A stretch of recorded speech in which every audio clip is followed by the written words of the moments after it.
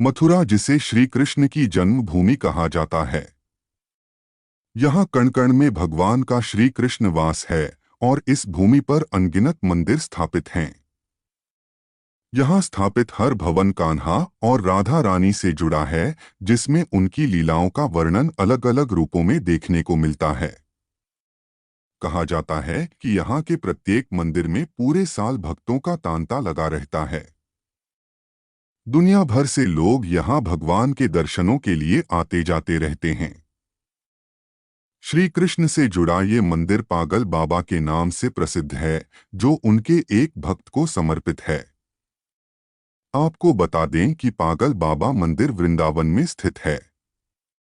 इसके बारे में एक कथा प्रचलित है, जिसके अनुसार एक गरीब ब्राह्मण जो श्री कृष्ण का बहुत बड़ा भक्त था, वो पूरा दिन ठाकुर जी का नाम जपता रहता था।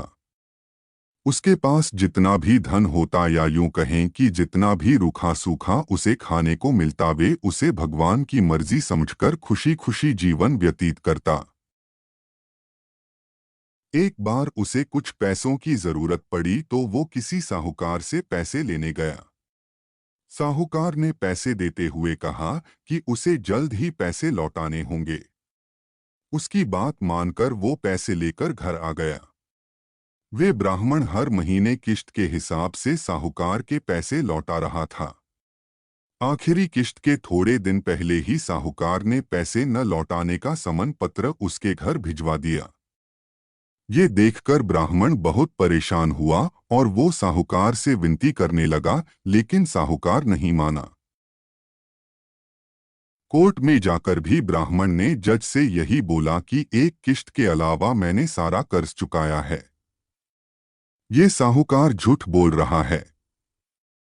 ये सब सुनकर साहूकार ने ब्राह्मण से कहा, कोई गवाह है जिसके सामने तुमने साहूकार को धन लौटाया हो? इतना सुनकर वो सोच में डूब गया कि ये तो मैंने सोचा ही नहीं कि जब मैंने साहूकार को पैसे वापस लौटाए तब उसके अलावा तो किसी ने मुझे पैसे देते हुए देखा ही नहीं।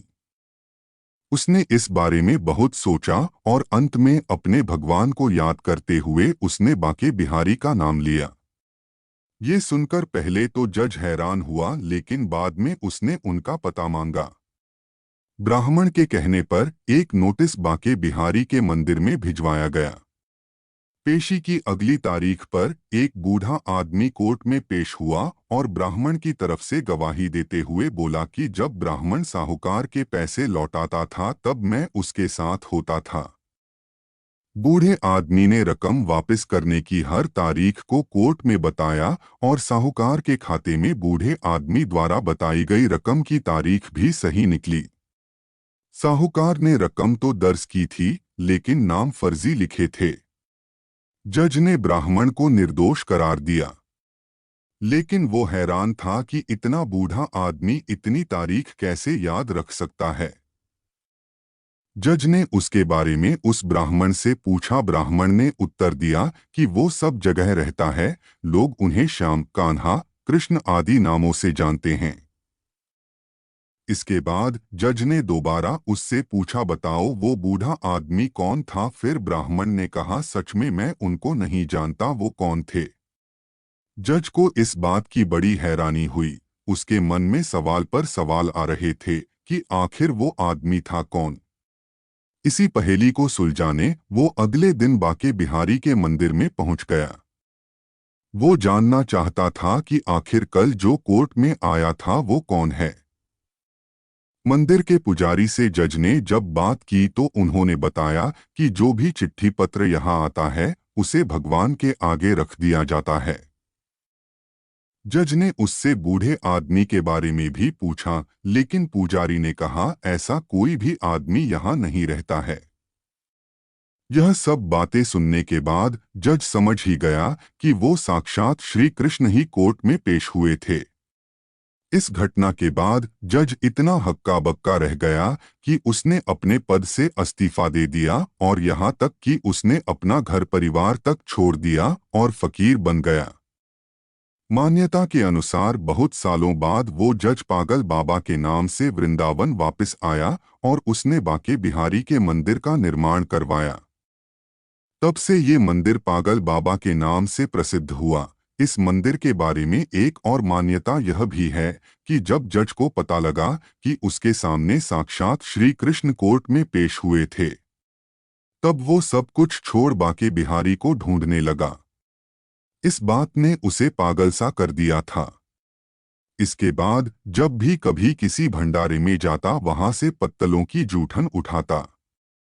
उसमें से आधा जूठन ठाकुर जी को अर्पित करता और आधा खुर खाता। उसे ऐसा करते देखकर लोग उसके खिलाफ हो गए और लोगों ने उसे मारना पीटना शुरू कर दिया, लेकिन वो नहीं सुधरा। जूठन बटोर कर खाता और भगवान को खिलाता रहता। उससे परेशान होकर लोगों ने एक बार उसके खिलाफ योजना बनाई, जिसके अनुसार लोगों ने भंडारे में अपनी पत्तलों में कुछ न छोड़ा ताकि ये पागल ठाकुर जी को जूठन न खिला सके। उसने फिर भी सभी पत्तलों को पोंछ पोंछ कर एक निवाला इकट्ठा किया और अपने मुख में डाल लिया, पर आज वो ठाकुर को खिलाना तो भूल ही गया। लेकिन जैसे ही उसे इस बात का ख्याल आया कि उसने बिना भोग लगाए ही वो निवाला मुख में रखा है, तब उसने वो निवाला अंदर न किया कि अगर पहले मैं खा लूंगा तो ठाकुर का अपमान हो जाएगा, और अगर थूका तो अन्न का अपमान होगा। अब वो निवाला मुंह में लेकर ठाकुर जी के चरणों का ध्यान लगा रहा था। तभी अचानक से बालगोपाल एक सुंदर से बालक के रूप में पागल जज के पास आए और बोला, क्यों जज साहब, आज मेरा भोजन कहाँ है? ये सुनकर जज की आंखें आंसुओं से भर आई और वो मन ही मन बोल रहा था कि ठाकुर जी, बड़ी गलती हो गई, पर अब क्या करूं? तो मनमोहन ठाकुर जी मुस्करा के बोले, अरे जज, तू तो निरा पागल हो गया है रे। जब से अब तक मुझे दूसरों का जूठन खिलाता रहा, आज अपना जूठन खिलाने में इतना संकोच। चल निकाल निवाले को, आज तेरी जूठन ही सही। जज की आंखों से अश्रु रुकने का नाम नहीं ले रहे थे। रोते रोते वो बालगोपाल के चरणों में गिर पड़ा और वहीं उसने अपने प्राण त्याग दिए। वो पागल जज कोई और नहीं, वही पागल बाबा थे, जिनका विशाल मंदिर आज वृंदावन में स्थित है।